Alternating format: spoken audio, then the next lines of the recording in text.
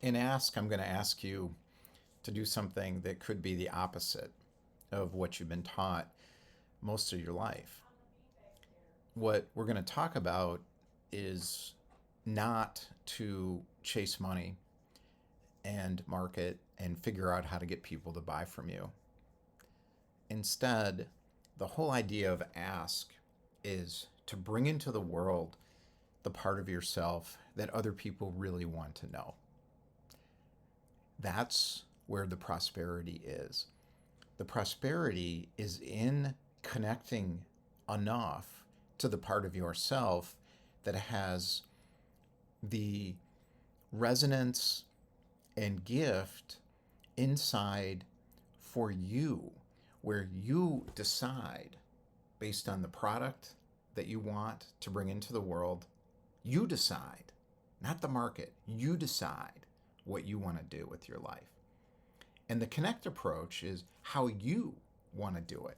As you're experimenting, think of this as your own entrepreneur experiment to create the entrepreneur experience that you want to have. So you get freedom, satisfaction, and happiness and money as a result of being yourself in the world, which is what everyone wants you to do. That's what people really want from you. And the idea of Ask as the third stage in More Money Now is to deepen that experiment in finding your place in the market ecosystem that you're starting to resonate with. So in Connect, what you're looking for is that resonance for you around the product that you want to bring, not what you think will sell. You can start there. And you can start with Connect if you've used a how-to method that you bought from some guru who wants you to copy them. You can certainly keep doing that, but start to shift a bit as you get into Ask, because the big money, the prosperity is going to come from finding yourself and your own unique style and bringing that into the world. And that's what we're going to talk about in Ask. So remember, this is an iterative process. In other words, start right away. You don't have to get this right to do it. You get it right in the doing of it. So what do you need to do? You need to know how to get to resonance. Resonance is a musical term. It's a vibrational frequency, and you don't need to make this complex. Just think of it in terms of what you're doing resonates with you. That's Ask. And you're realizing and Ask who it resonates with. In other words, the deeper part of yourself. Think about it as you as a kid. What did you want to do when you were a kid? Bring that out. It doesn't even have to be practical at first. You make it practical because you wouldn't want to do it if there wasn't a reason. The key is recognizing that you need to know when it resonates with you, and then how it resonates with other people without blocking yourself because you're trying to get money from them, because that's going to block the process from working. So in the Ask module, this is what we're going to do. What's the pathway to get there? It's being clear, concise, and firm. And what does this lead to? Salespeople call them qualified opportunity. And that's good language to describe it. But what it really is being surrounded with your people. In other words, it's effortless. When you do this and you get towards product market fit through using the concepts of resonance, the principles of resonance, and the pathway and Ask of clear, concise, firm, instead of trying to get people to buy from you, you're going to find yourself surrounded by people that you would want to be around anyways.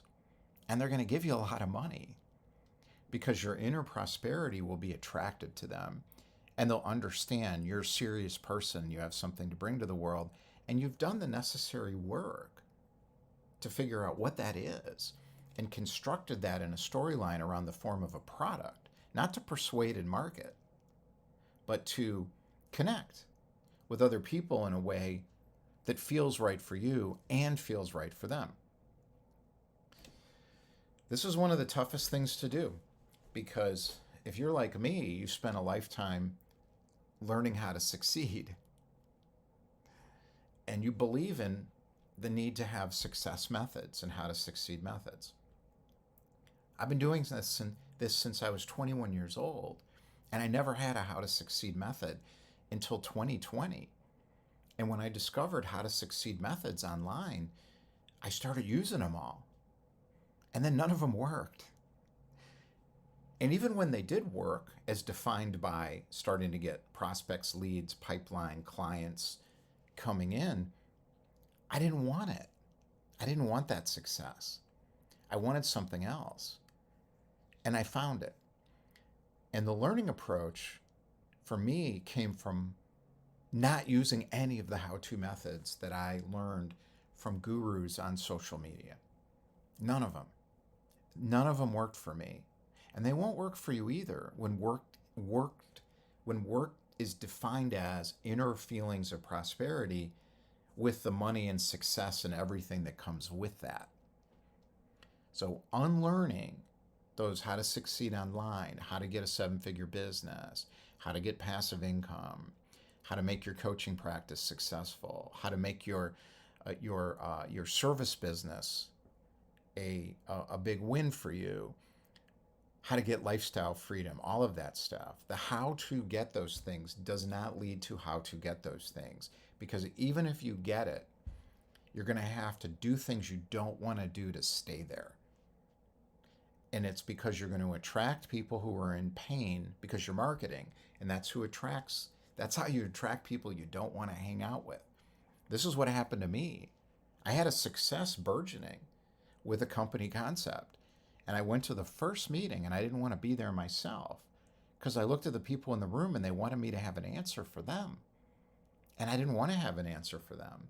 I wanted to hang around people that resonate with me and that I resonate with them. And that's what happened when I stopped doing all the how-to stuff and went back to what I had used to succeed starting from when I was 21 years old. So the idea of relationships for me is not to build know, like, and trust relationships to have a sales pipeline. It's about being able to realize the power of knowing through the ask method where people really are and not guessing. So my mind makes things up. It makes things up and it tells me, wow, if you do this, you're going to succeed because the market needs this. Or I need that money and I'm looking at the other person and I'm like, oh, they're going to buy from me. Or this content's working. People are starting to comment on my posts or they're showing up or whatever. That's all just mind confusion at the end of the day. You don't know until you ask. You got to ask yourself first, do I really want to be here in this relationship with this group of people?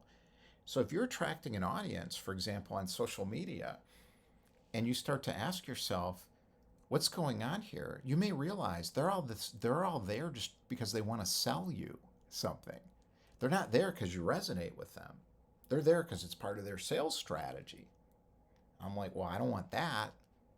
So I'm putting myself out there in a way that's not really working, even though it may appear to be working. Or I'm having a lot of conversations with people that just want money from me. They want something from me, maybe in networking groups. Well, those aren't the relationships I want to be having. Or you're on one-to-one calls and you leave it and you think, wow, this person's going to buy from me. But you didn't ask what's going on with them. So you never got anywhere, really. You made it up in your own head. The solution to this is often taught as a sales approach or a marketing approach or a lead generation or a prospect approach. None of those have ever worked for me. And that's why I'm giving you an alternative. Here's the sales approach. It's from Ralph Waldo Emerson. I've been using it my whole life without even knowing it. Few people know how to take a walk. What does that mean? It means slowing down, calming down, and not trying to do anything hard. Don't force anything. Just take a walk. Now, it's an imaginary virtual walk, maybe online or in a networking group or as you're putting content out. But you're taking a walk and you're looking around and you're noticing. You bring your three-legged stool with you. It's imaginary. Mine has three legs and I sit on it all the time. One leg is notice, the other leg is adjust, and the final leg is calibrate. And we're going to talk more about the stool, but it's actually very simple and it's all contained in this quote. If you get this quote right and you can actually do this at this ask phase, you're going to make a lot of money by not trying to make money because you're chasing it. What are the qualifications for this? Endurance. This is the idea of keep going, keep going, keep going. But don't keep going in pursuit of productivity or pursuit of money or grinding away. It doesn't work. Adjust means notice, and you see something, oh, I like that over there. Let me adjust. Sometimes I went from 100 calls a day to one, and then I succeeded because I noticed something and I made an adjustment and I realized, oh, I'm on autopilot because I think that means endurance. That doesn't mean endurance. It just means I'm not paying attention and I'm forcing myself to work so I think I'm productive, efficient, and effective, but I'm not. Plain clothes. There's a teenage term I talk about a lot called glazing. That's figuring out how to create an attractive character, which these marketers even teach. You don't want to do that. You want to wear plain clothes. What are plain clothes? The clothes you'd pick. If you had $1 million, if you had $10 million, if you had $1 billion, what would you be like? Those are your clothes. Those are your plain clothes. If that includes a Ferrari in the background and a slick suit, that's you. Do it. If it includes an old corduroy blazer with patches on the elbows because you're an intellectual type, do that. You got to be yourself with plain clothes when you're out there connecting and when you're in this ask phase of trying to figure out what resonates for you, what resonates for the other people without guessing, but actually knowing in conversation, whether that's a virtual conversation or an online conversation or an in-person conversation of one-to-one, one-to-many, it doesn't make any difference. It's still the same kind of thought process. Old shoes, same as plain clothes. An eye for nature is important. This means an eye for noticing principles. Nature teaches us what to do. Water goes downhill. Fire needs nurturing and cultivating. Earth is grounding and profound in the world. In the world. Air is necessary. We breathe. We need to breathe. But it can also turn into wind and stir things up and change things. And then the fifth element is essence. It's invisible. It's the ether. And you want to bring that into your life. An eye for nature means noticing, adjusting, and then calibrating. Calibrating is product market fit with the marketplace. Good humor means you're not taking yourself so seriously because you don't feel like, oh my God, if I don't get a sale, I'm going to die. That's an illusion your mind is telling you. Your prosperity's inside. You're resourceful. You're full of resources. You already have what you need. But you got to bring it out in a way that resonates and connects with other people without trying to get them to do what you want. Good humor, people with good humor are able to do this. Vast curiosity. This is one of the most important sales skills because every market has a flow of creative energy. The people who have succeeded in that market often want to stop that. So they're exploiting the market by extracting money and wealth from it. So a lot of the times, the people who are selling the most in the market are the most dangerous for you because you want to be in what's coming, what's next, not in what already worked 5 years ago that someone is now codified and systematized to extract money so they have a passive income lifestyle. And they're teaching you a how-to method. So in the United States, in the gold rush days, they were still advertising on the East Coast to prospectors who were going to strike it rich in California. And they're traveling across the country. You know who got rich? The gold was gone. It was gone. The people who got rich were people who sold gold mining pants, like Levi Strauss or Andrew Carnegie, who built railroads, and Rockefeller, who controlled the oil business. Those are the people who got rich. It wasn't the miners. If you're out there as an entrepreneur, if you're out there as a coach or a consultant or a business owner, um, you're a miner until you you succeed in a big way, and then you don't want to exploit people anyways. So none of it works. It doesn't make any sense. Carnegie gave most of his money back to the society. This is, at the end of the day, what happens. Even to the most successful people in the world, the principles are the same. So the nature principles, and seeing that in your own life, vast curiosity leads to understanding the fundamentals of the world, and that's when you're really going to succeed. Good speech means simplicity. No sales techniques, no marketing approaches, no figuring out how to get people to buy. Good speech means just telling people what you see, what you notice, talk about your experience. This is what everyone craves. This is the idea of authenticity. What's next in the marketplace? What's next in the world is honesty. We've been in a phase of energy around feeling better, or energy around being able to have confidence. A lot of people are sick of that. They're really at the point now where they want to know what's true and what's a bot, what's real and what's not real. If you're real, you're not a bot to them, and you're going to get somewhere. It may take a little while, but it won't take that long. I've usually been able to make money into the second or third month of whatever new thing I'm doing. Now, sometimes it takes a lot longer. It depends how big your vision is. And what's next in the market is for you to notice. And when you see it, you'll know because it resonates with you. If you copy, what you're going to notice is what resonated with somebody else 5 years earlier, but not with you, because you're just using it to fill a void or fill a pain of not having money, or feeling like you need to get something that you don't have. Good silence means listening. So good speech, but good silence. Because remember, ask is not about pounding someone with questions so you can figure out what their pain is to amplify it and then manipulate them to get them to buy from you. You don't want to do that. I know this is hard because this is what everyone's been teaching for years. This is not eternal, timeless wisdom. This is a way to, they're afraid. People who teach that are afraid. It's taught from fear of not having. People who do it are afraid. Sometimes the people who are teaching it aren't afraid. They're teaching it because they know it sells to people who are afraid. But long-term prosperity and connection and getting what you actually want comes from not doing that. So good silence of noticing what people are actually saying to you and asking probing questions to get to resonance with them is the sales skills, not the figuring out how to get them to buy. It's easier. You don't need all the methods. You don't need any sales how-to methods. None. In other words, nothing too much.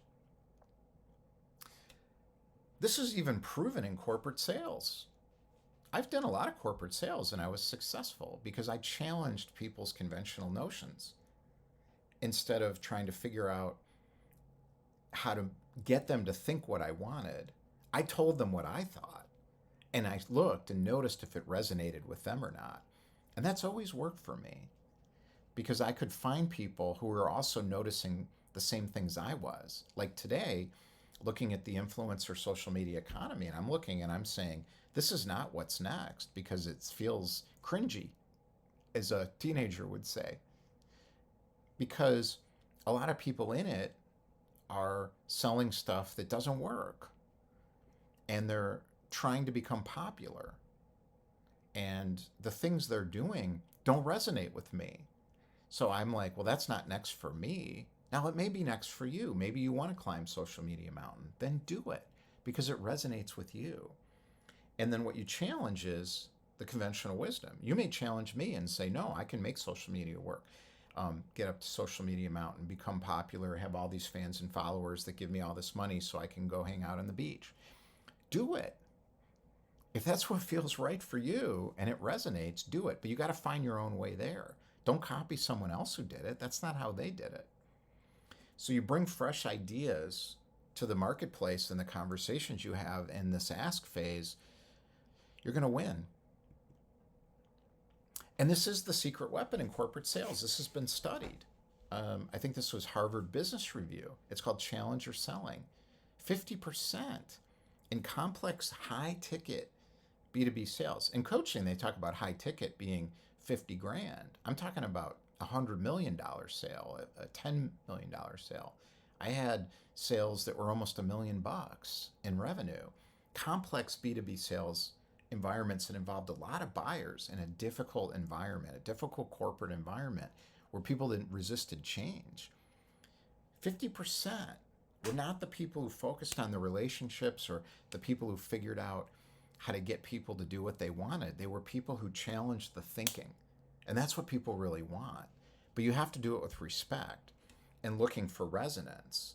You're not trying to convince somebody of something. You're sharing with them what you've noticed going on in an industry, in a marketplace where you have a shared interest. And then they want to know, what are you noticing? What do you think? What's your experience? And you come in as a peer, not an inferior seller with a need. Nobody wants to talk to people like that. I get 100 calls a day like that. Not that many, but a lot. I don't want to talk to those people. But if someone comes to me and says, hey, I'm noticing this thing going on in anything, affiliate marketing and coaching or service, here's what it is. What do you think about that? And they ask me, I'm all over it. I'm like, yeah, let's talk. And I got a big network. So they may get a lot of business out of it because I see this person now as an equal no matter how much experience they have, because they're teaching me a lot. They're challenging my thinking. Who makes money? People who know what they're doing. A lot of people on these stages don't really know what they're doing. They're good at marketing. There's a difference between being good at making money by getting money through marketing or sales approaches. Some people can do that really well. And if you're one of them, I would just encourage you to use the gift you have of communication in a way that works better to get the kind of life you want. In other words, stop attracting people in pain. You know, if you got your $10 million, $100 million business because of social media or you wrote a book, maybe stop doing that and start thinking about yourself. In other words, what resonates with you. Get into the marketplace with more of an ask approach. Figure out what resonates with the people you want to be around. It doesn't have to be the high end. It could be the market of people who have very little. And you realize, hey, I want to help those people and be with those people. Or maybe like me, it's all of it.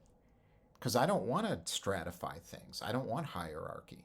I want to work with everybody and help everybody that wants a new way, wants to get out of their stuck thinking, wants to get out of the marketing matrix and the matrix period and become an expert in themselves, their own experience, and turn that into a product and bring it out into the world in a way that's useful for everyone. Those are the people that resonate with me.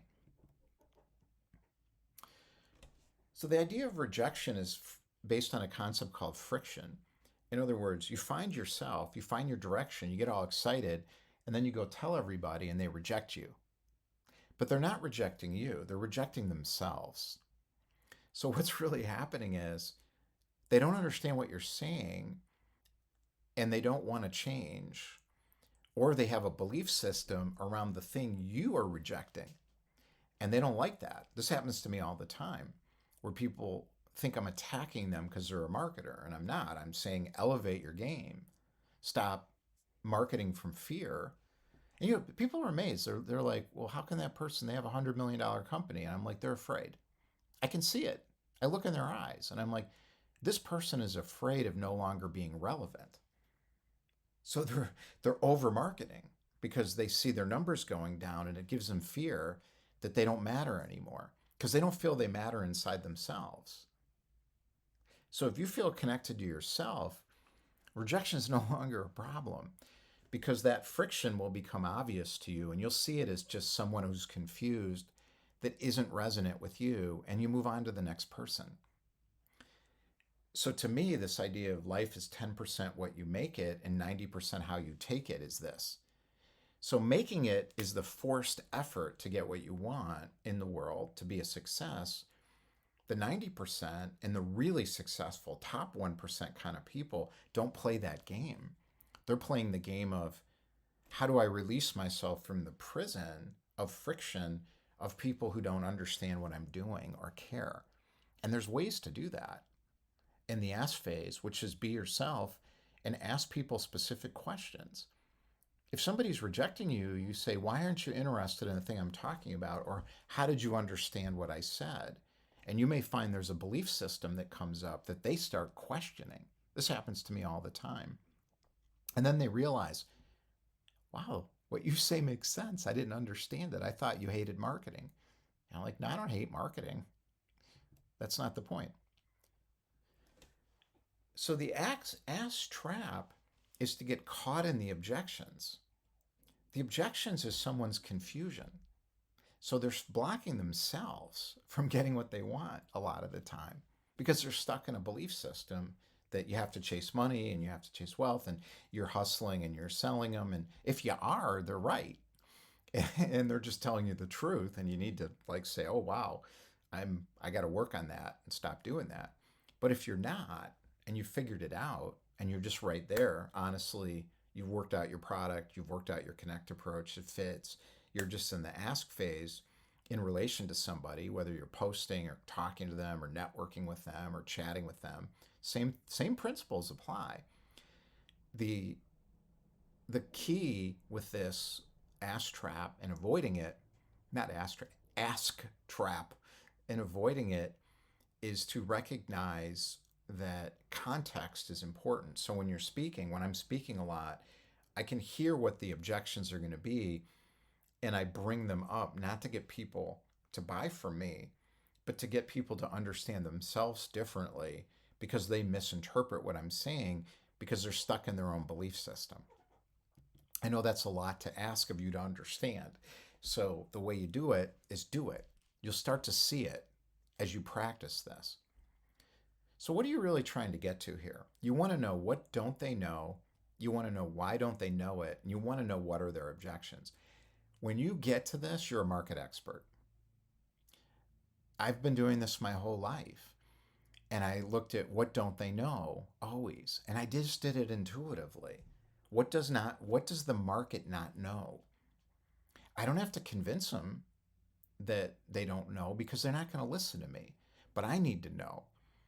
And I need to know why don't they know it. So the symptom is coming from what don't they know. They're creating the symptom because they don't know it. So for example, when I did marketing communications, the buyers, these were expensive tickets, 100 grand up to $1 million to buy marketing communication services which were intangible. It was very difficult to sell.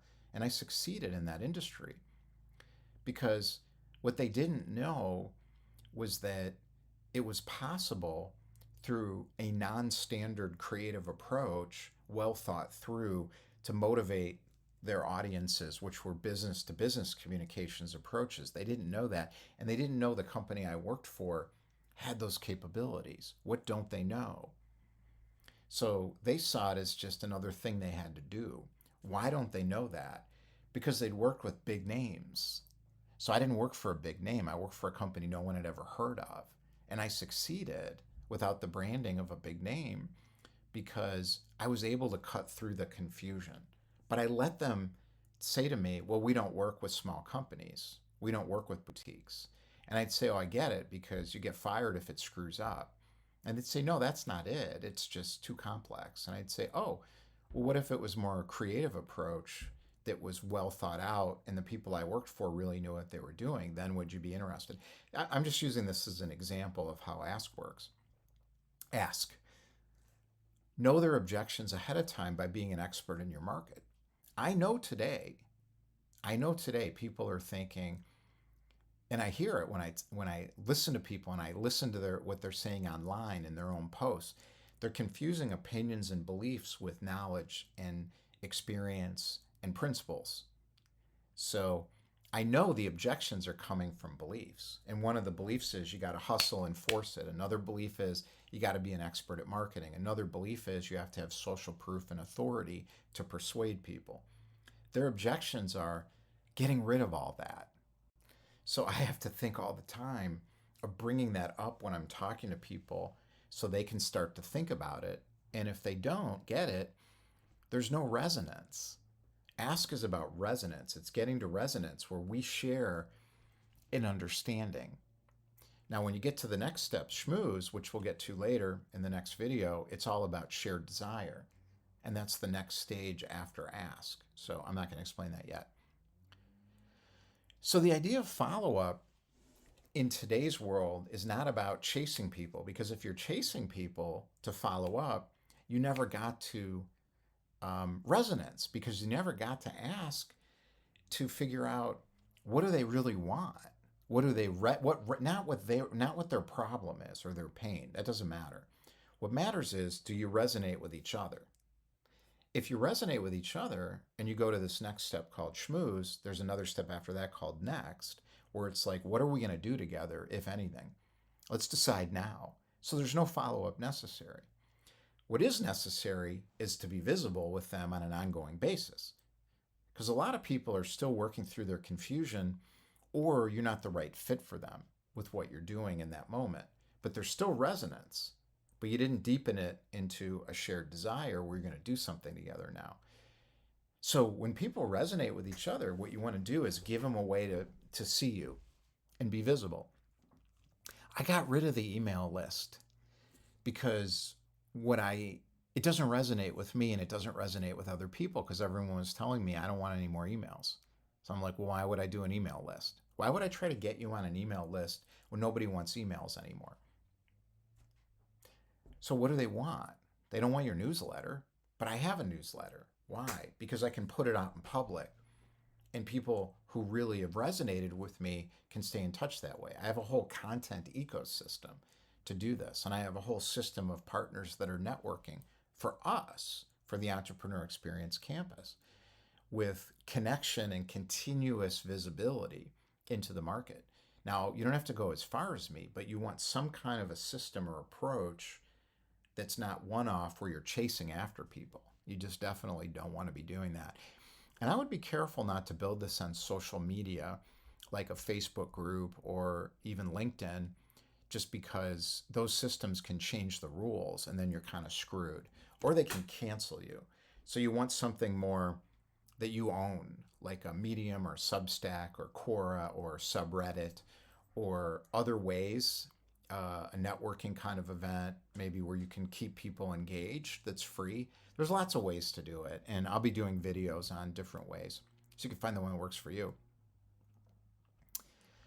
Rejection doesn't exist because someone's rejecting themselves, not you. It just means you don't resonate, or you resonate, but there's no shared desire yet. Or if there is a shared desire, they don't really want to act on it yet. And they just need time to figure out when their priority is around that shared desire you have with them. But you've established it. So narrowing the choices is not about figuring out how to get somebody to buy or using sales methods. It's about removing yourself from the equation where you're interfering with their process of rejecting themselves or accepting the shared desire and the deeper resonance and wanting to do something.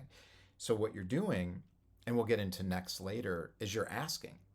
In next, you're basically saying, you want to do anything together here? Are you my client? You want to buy this stuff from me? People call that closing. I just call it talking to somebody. So we've established a shared desire. Now let's figure out if we're going to do anything. And when are we going to do it? We're going to do it now. We're going to decide now if we're going to do anything or not do anything. And I may say to them, do you think I'm buying from you? Is that it? And maybe I'm thinking, well, maybe I will. Or maybe we're partners. And I'll get more into that when we get to next. So how can you start today? When you're meeting with people, or even if you're just looking at social media feeds and watching and noticing what people are saying consistently, start writing down answers to these questions. What do they want? Why do they want it? And how do they think I will help them? Not how you think they think, but what are they saying? Ask is concrete information from their mind or their deeper self. If it's from their mind, it's a projection out in the world of some kind of a pain, if it's from their deeper self, it's a desire.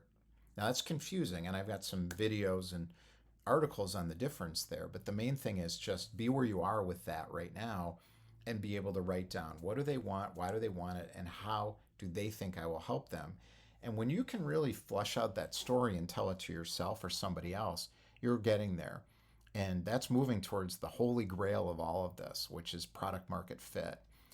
And when you have product market fit in the right marketplace because you want to be there and they want you there, and you get each other, and there's a lot of shared desire happening at the schmooze phase, and ask becomes smooth and easy, and all of a sudden you're just around people you want to be around all the time.